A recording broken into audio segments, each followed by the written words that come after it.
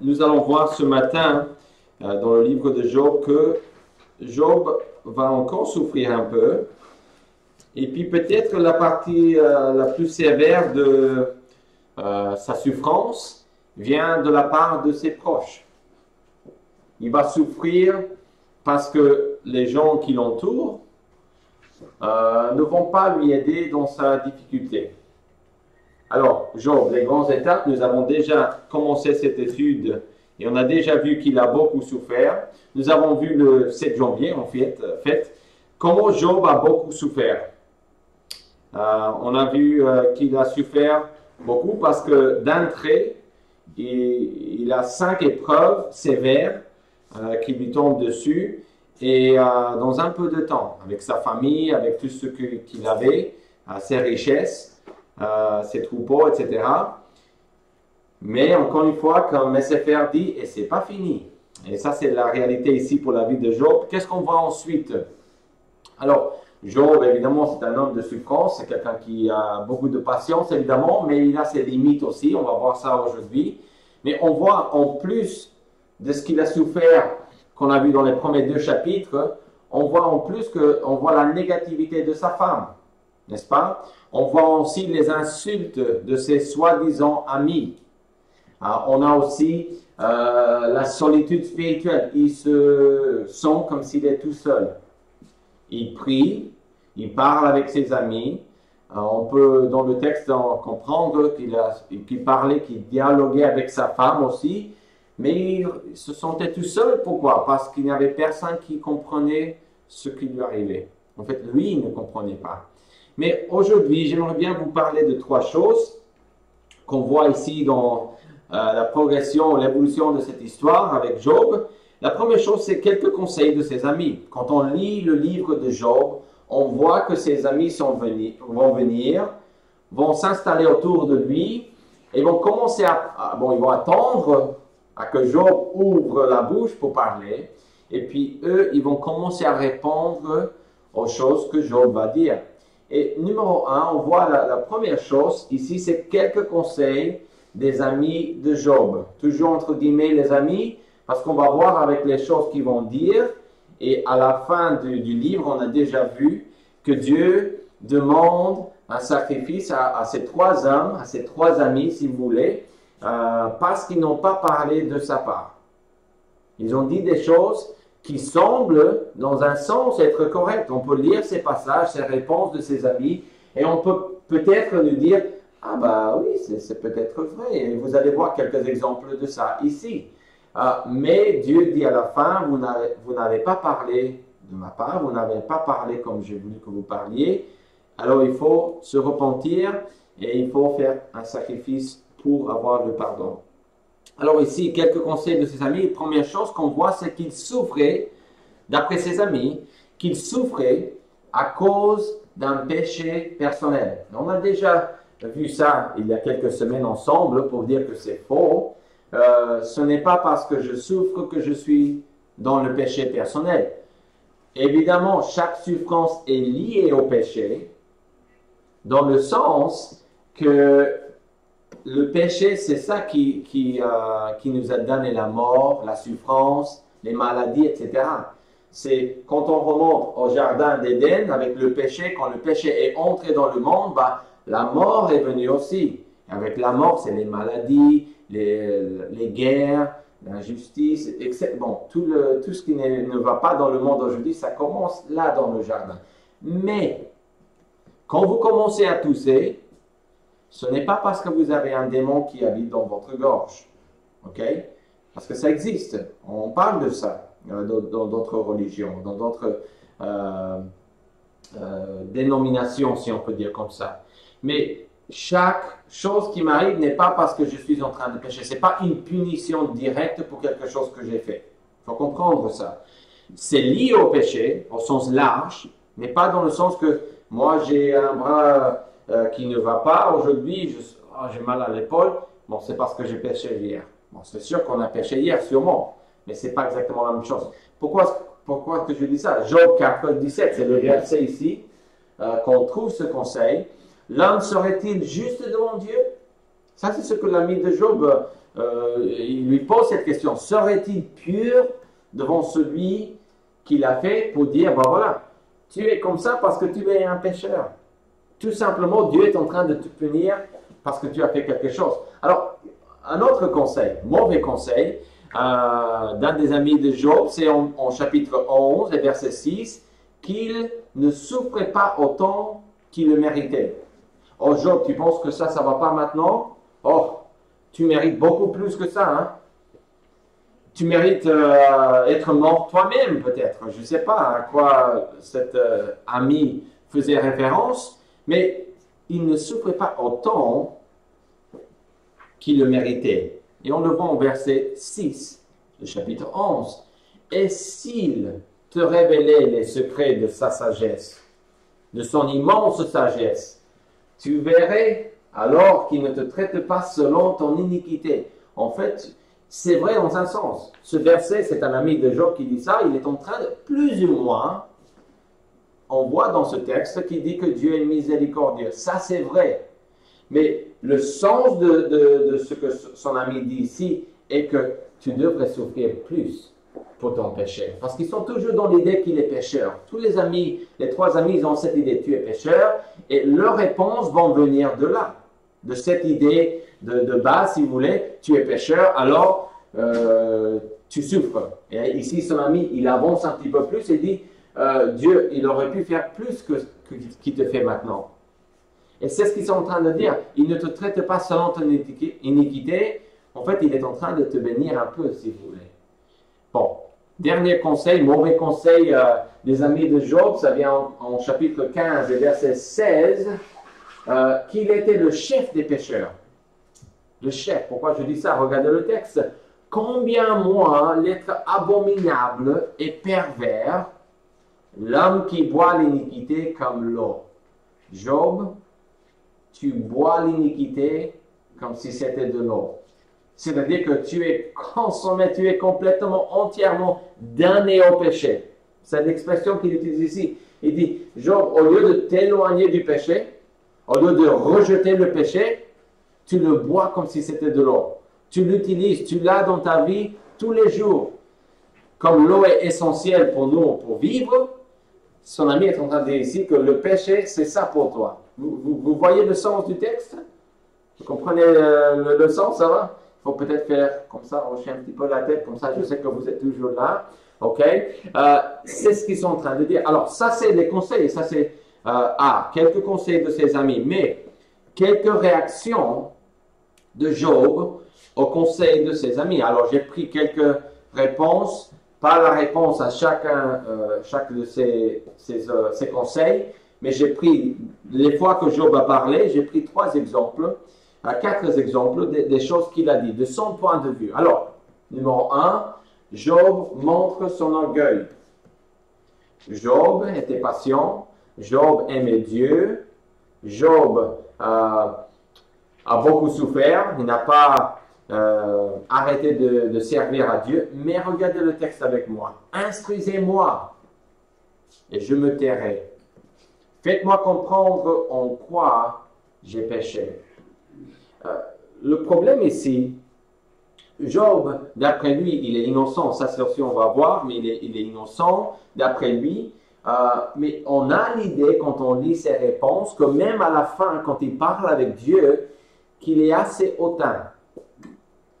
Comme il cherche à trouver une faute en Dieu à la fin, parce qu'il devient un peu fatigué, il devient fâché, et il dit, bon, à quoi bon? Dieu, pourquoi tu ne me dis pas ce que j'ai? Si tu as un problème avec moi, dis-le, je vais le confesser. Il parle à ses amis comme ça aussi. Deuxième chose, c'est Job se considère comme innocent. Regardez verset 21 du chapitre 9.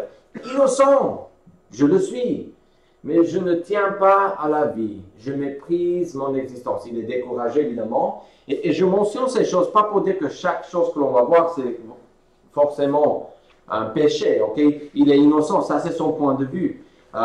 Son orgueil, ça c'est évidemment pas une bonne chose. Mais la troisième chose, Job ne comprend pas pourquoi Dieu lui faisait du mal. Job ne comprend pas pourquoi Dieu lui faisait du mal. On dit il est perdu. Chapitre 10 et verset 2, vous avez vos Bibles, vous pouvez chercher. Je dis à Dieu, ne me condamne pas.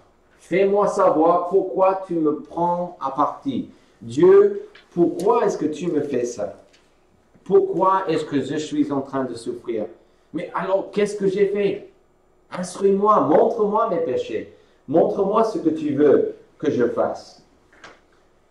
Mais on voit aussi, ça c'est l'évolution, les réactions de Job à sa souffrance, à ses amis aussi qui ont donné des conseils qui n'étaient pas très utiles. Job est fâché. Job n'est pas content. On l'a vu dans le verset précédent aussi. Ne me condamne pas. Fais-moi savoir pourquoi tu me prends à partie. On le voit presque dans chaque verset de ses réponses. Mais ici, Job dit, je suis innocent. Et Dieu me refuse justice. Dieu, vous le voyez dans ce texte, Job 34, si vous êtes là, 34 et verset 5, Job est en train d'accuser Dieu d'injustice. Vous le voyez en verset 5? Et Dieu me refuse justice. C'est-à-dire que moi, on me doit de la justice, mais Dieu le refuse. Alors, ok. Il faut peut-être lire les contextes de chaque verset aussi, ça aide quand on lit l'histoire dans son contexte, mais il y en a beaucoup d'autres versets, on ne peut pas prendre tous les versets ou lire les chapitres pour les réponses de Job, mais on peut voir que Job est frustré, Job est fâché, et Job commence à dire des choses contre Dieu comme si Dieu était obligé de lui expliquer pourquoi il souffrait. Et on a vu il y a quelques semaines, en fait, que Dieu n'est pas obligé de nous expliquer ce qu'il fait. Dieu n'est pas obligé de vous dire pourquoi ceci, pourquoi cela, pourquoi l'autre. Dieu n'est pas obligé. Dieu peut le faire, mais il n'est pas obligé. S'il est obligé de le faire, alors Dieu, il est dans notre poche. Parce qu'à chaque fois qu'il bouge, il doit faire attention. Ah, est-ce que j'ai bien dit à cette personne ce que je suis en train de faire? Non, Dieu, il nous cache des fois ce qu'il fait. Des fois, il y a des choses sur cette terre qu'on ne comprend pas et qu'on ne comprendra jamais. Peut-être devant lui au ciel, évidemment, on comprendra davantage, mais Dieu n'est pas obligé de nous dire pourquoi il fait les choses dans notre vie. Pourquoi? Dieu demande la foi. Si Dieu s'explique à chaque fois, je n'ai pas besoin vraiment de faire confiance. Ça, c'est peut-être une réponse possible à cette question, parmi d'autres. Alors, la dernière chose.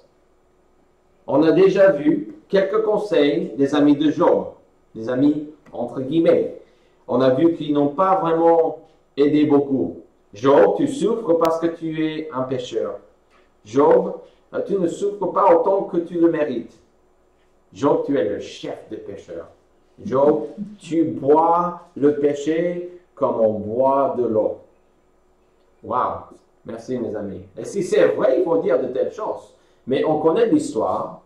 On sait qu'à la fin de Job, Dieu, il va reprocher, redresser ses trois amis de Job.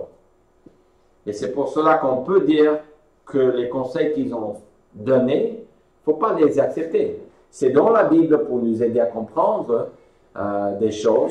Il faut faire attention avec les chapitres où l'on trouve des versets et c'est l'ami de Job. Il ne faut pas prêcher pour encourager les gens à faire des choses si on est en train de tirer ça des choses dans la Bible que Dieu dit. Il faut faire attention. Je vous ai mis tout ça parce que c'est l'histoire, mais les amis de Job n'ont pas bien parlé. Il ne faut pas prendre le vérité ou le principe de vie et essayer de les prêcher le dimanche, n'importe le jour. Vous voyez, il faut comprendre que dans la Bible, on a des choses que Dieu met pour que l'on puisse comprendre l'histoire aussi et à la fin comprendre les choses peut-être mieux. Méditer sur ces choses. Méditer, oui, mais il faut faire attention, il faut comprendre que il faut voir les contextes aussi. Quand le diable s'adresse, en Matthieu 4, la tentation de Jésus-Christ, quand le diable s'adresse au Seigneur Jésus-Christ, il dit des choses. Mais Dieu, Jésus-Christ, va le redresser pour dire non, la Bible dit ceci, il va corriger ce qu'il dit. Et on a la même chose ici en Job. Il faut toujours penser à ça. Il faut lire le premier verset de chaque chapitre de Job pour voir c'est qui parle déjà. Bon, si c'est l'ami de Job, un de ses 3 amis, il faut faire attention. C'est tout. Mais là, on a vu ça, on a vu quelques réactions de Job. Bon, il est frustré, il est fâché, il dit qu'il est innocent. Et c'est vrai dans un sens, mais il commence à avoir un peu de l'orgueil, il commence à essayer, donc, avec ses mots, à redresser Jésus-Christ, à redresser la parole de Dieu, si vous voulez. Il s'adresse à Dieu avec des paroles très fortes.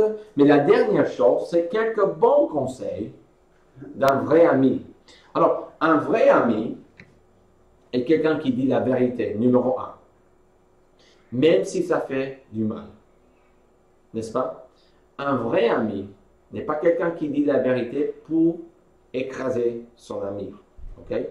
Mais c'est quelqu'un qui dit la vérité même si ça écrase son ami. Pourquoi est-ce que je dis ça? Parce qu'on a un bon exemple des proverbes qu'on a lus pendant notre lecture biblique. Je n'ai pas mis le verset encore une fois, mais nos amis vont dire la vérité, même si ça nous fait mal. Ça, c'est ce qu'un vrai ami devrait faire. Nous parler avec amour, mais nous dire les choses honnêtement. Première chose qu'on voit ici, on va voir 3 choses. Quelques bons conseils. Alors, à la fin de ce dialogue, on a un 4e ami qui arrive, et c'est un vrai ami, parce qu'il va parler correctement, et Dieu ne va pas le reprocher, il va dire que ce qu'il a dit était correct. Qu'est-ce qu'il dit? Il dit à Job d'être patient. Ça, vous l'avez sur votre feuille, patient. Il dit à Job d'être patient. Regardez verset 14.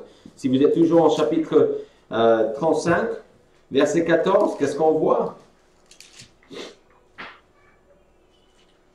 Bien que tu dises que tu ne le vois pas, ta cause est devant lui, attends-le. Bien que tu dises que tu ne le vois pas, tu ne vois pas Dieu, tu ne sais pas ce qu'il fait. Job, tu as dit que tu es perdu, tu as dit que tu es fâché, tu as dit que tu es innocent, tu as dit plein de choses, mais moi je te dis que il faut attendre. Ça c'est l'aspect, un aspect de la vie chrétienne qu'il faut avoir toujours, la foi. La patience, c'est d'avoir la foi. Si je peux attendre le retour de Jésus-Christ, en étant un bon chrétien, pendant 45, 60, 75, 80 ans, c'est que j'ai eu la foi en lui. Mais si je ne reste pas fidèle à lui, c'est que j'ai perdu ma foi. Dans le sens de j'ai arrêté de vivre pour Dieu. Et si son ami de vrai dit, Job, c'est vrai que tu as beaucoup souffert, mais ça ne change rien. La foi est nécessaire pour plaire à Dieu. Il dit aussi à Job que c'est impossible de comprendre ce que Dieu fait. Regardez verset 5 de 37, chapitre 37 et verset 5, il dit ceci. Dieu tint avec sa voix d'une manière merveilleuse. Il fait de grandes choses que nous ne comprenons pas. Job, c'est impossible de comprendre ce que Dieu fait. Dieu n'est pas obligé de nous expliquer ce qu'il fait, ça c'est sûr, on l'a vu dans d'autres textes, mais ici il dit encore, comment est-ce que vous voulez comprendre ce que Dieu fait? Vous voulez réduire Dieu à quelqu'un comme toi, Job? Tu veux que ton Dieu, qui est merveilleux, qui parle avec sa voix et les montagnes disparaissent, tu veux que ce Dieu-là devienne compréhensible pour ta tête, ton petit cerveau? Et il s'adresse à lui et il parle avec des paroles qui sont un peu fortes, on peut dire, mais il parle de la part de Dieu. Il dit, Job, tu dois être patient. Si vous êtes au milieu d'une souffrance, vous dites, bah, moi je souffre beaucoup plus que cette personne-là. Ok? Cette personne-là a besoin de la foi, tu as besoin de la foi. Mais oui, mais moi je souffre beaucoup plus que lui. Oui, tu as besoin de la foi, cette personne-là a besoin de la foi. Ça ne change rien. Et je sais, ouais, c'est facile de dire ça, pasteur, tu ne souffres pas comme je souffre. Et peut-être c'est vrai. Moi j'ai besoin de la foi, vous avez besoin de la foi aussi. Job, ça c'est ce que son ami dit. On n'a pas beaucoup de détails de son 4e ami, qui est un ami de vrai, on va dire. On ne sait pas s'il souffrait, mais ici, le seul qu'on voit souffrir, c'est Job et sa femme. mais surtout Job. OK? Et la réponse est toujours la même. Tu ne comprends pas ce qu'il fait. Attends. Et la dernière chose que l'on voit, c'est encore un autre bon conseil d'un vrai ami. Il dit à Job que les humains ne sont pas aussi intelligents que Dieu. Et que leur part est de tout simplement craindre Dieu. Craindre Dieu. Alors, je vous ai mis un texte, chapitre 37, de 19 à 24, mais je vous ai coupé un petit peu, vous voyez. Nous sommes trop ignorants pour nous adresser à lui. Job, il s'adressait à Dieu. On a le droit de s'adresser à Dieu. On peut exprimer ce qu'il y a dans nos cœurs, mais quand notre prière devient des reproches parce que Dieu ne fait pas ce que je veux, Job, il est là. Nous ne sommes pas dans une bonne position. Et son ami lui dit, Job, on est ignorant. Tu es ignorant, Job. Tu ne sais pas ce que Dieu fait, tu l'as déjà dit. C'est pourquoi, il continue, mais après quelques versets, il dit, c'est pourquoi les hommes doivent le craindre. Craindre, c'est la foi. Pas avoir peur de lui, mais faire la volonté de Dieu, de faire confiance en lui. Alors, conclusion. Parfois, nous devons faire des choses dans notre vie, dans la vie, très désagréables. Nous avons des moments de souffrance, des moments de difficulté, n'est-ce pas? On a des problèmes. Nous sommes tous pareils dans ce sens-là. Mais, qu'est-ce qu'on voit dans le Nouveau Testament? Un verset, 1 Corinthiens 10, verset 13. « Aucune tentation ne vous est survenue qui n'ait été humaine. » On est tous pareils là. Les tentations, les problèmes, la pression qui vient de l'extérieur, qui essaie de nous changer à l'intérieur spirituellement. Toute cette tentation, cette pression, c'est quelque chose qui est humain. C'est-à-dire qu'on a les capacités pour faire le correct. Et Dieu, qui est fidèle, ne permettra pas que vous soyez tentés au-delà de vos forces. Au-delà de vos forces. Dieu, il regarde. Je pense comme ça à un système de sonorisation. OK? Ce n'est pas peut-être un bon exemple, mais c'est quelque chose comme ça. Quelqu'un qui connaît les systèmes de sonorisation, c'est pas moi. OK? Quelqu'un, peut-être il y a quelqu'un comme ça ici. Vous avez le volume. Dans chaque chose que vous mettez, les micros, la guitare, vous avez des boutons pour mettre le volume sur les enceintes, l'ensemble du système. Mais chaque canal aussi, vous pouvez changer les petites entrées. Et quelqu'un qui connaît la musique, ils ne vont pas mettre de trop. Parce que si vous mettez à fond, ça va commencer à, n'est-ce pas, faire beaucoup de bruit comme ça. Dieu, il est pareil dans ce sens-là, qu'il connaît ses enfants et il sait jusqu'où il peut augmenter la tentation. Il n'ira jamais au-delà de vos forces. Jamais. Peut-être vous avez du mal à avancer. Je suis d'accord, moi aussi j'ai des fois du mal à avancer. Mais Dieu me fait la promesse, je ne fais jamais plus. Job a tellement souffert. Pourquoi est-ce qu'on dit que Job est un homme de foi ou de patience? Parce que Dieu a mis le volume peut-être jusqu'à 9 dans sa vie. En disant, Job, tu peux aller jusqu'à 9. Je n'ai pas fait 9 parce que tu peux faire 7. J'ai fait volume, pression, tentation, difficulté jusqu'à 9 parce que tu es capable de gérer ça. Je ne sais pas ce que Dieu fait dans votre vie, mais ce qu'il fait, vous pouvez tenir ferme. Reste du verset, mais avec la tentation, il préparera aussi le moyen d'en sortir, afin que vous puissiez la supporter. On n'est pas des victimes. Nous ne sommes pas des victimes devant la tentation.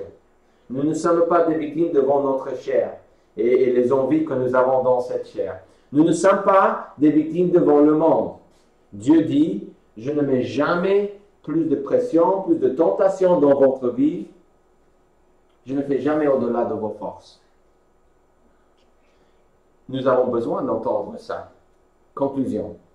Dieu ne nous tente pas plus que nous pouvons le supporter. Jamais. Et ça, c'est, je pense, de bonnes nouvelles pour nous. Pourquoi? Nous n'avons pas d'excuses pour arrêter de vivre pour Jésus-Christ. Vous n'êtes pas en train de souffrir parce que vous ne pouvez pas supporter ce que Dieu fait dans votre vie. Je ne souffre pas dans ma vie si je ne suis pas en train de marcher avec Dieu, si je ne suis pas dans la lecture, si je ne suis pas entièrement consacré au Seigneur Jésus-Christ avec mes prières, avec mes pensées, avec mes paroles. Ça, c'est mon problème.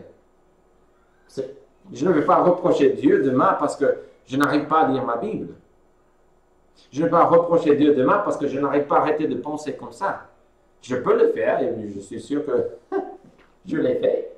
Hein? Dieu, pourquoi? Et on peut poser cette question. Ce n'est pas un péché de le poser, mais il faut comprendre que Dieu dit, je ne fais jamais au-delà de vos forces. Si vous avez un problème, j'ai déjà préparé un chemin pour échapper à la tentation ou à ce problème. Mais qu'est-ce qu'il faut faire? Il faut me faire confiance. Il faut me faire confiance. Oh, tu n'as pas une solution un peu plus magique là? Hein? Tu n'as pas un verset qui... Écoute, c'est pas les dessins animés de Disney, ok? Je n'ai pas de petit bâton magique pour faire ce que vous voulez dans votre vie. Non, il n'y en a pas. Il faut la volonté. Il faut se donner au Seigneur Jésus-Christ. Job a beaucoup souffert, plus que moi. Beaucoup plus que moi. Et j'espère que je ne vais jamais souffrir comme Job. Ok? Ceci dit. Mais c'est quand même un complément dans un sens que Dieu a mis le volume, la pression jusqu'à 9, on va dire, dans sa vie. Je ne sais pas le numéro, mais il a beaucoup souffert. En regardant dans le Nouveau Testament, on voit que Dieu n'a pas fait au-delà de ce qu'il pouvait supporter. Quel encouragement pour nous que Dieu est avec nous et qu'il a déjà, quand on a les tentations devant nous, il a déjà préparé la solution, le chemin pour sortir. Je ne sais pas ce que c'est pour vous. Des fois, je ne sais même pas ce que c'est pour moi. Mais si je m'approche de Dieu et je prie, et je demande qu'il me aide, qu'il me guide avec sa parole, il va le faire. Et ça, c'est l'encouragement pour nous aujourd'hui. Job, les grandes étapes, waouh! On a beaucoup vu dans sa vie, et peut-être la semaine prochaine, dans quelques semaines, on va finir. Je vais voir, pour voir si on continue cette étude, ou si on avance dans les psaumes, là où l'on est maintenant dans notre lecture. Prions. Père Céleste, merci beaucoup pour ta grâce. Merci beaucoup que tu nous donnes la force en Jésus-Christ. Aide-nous, Seigneur, à marcher avec toi fidèlement, avec plein de foi en Jésus-Christ.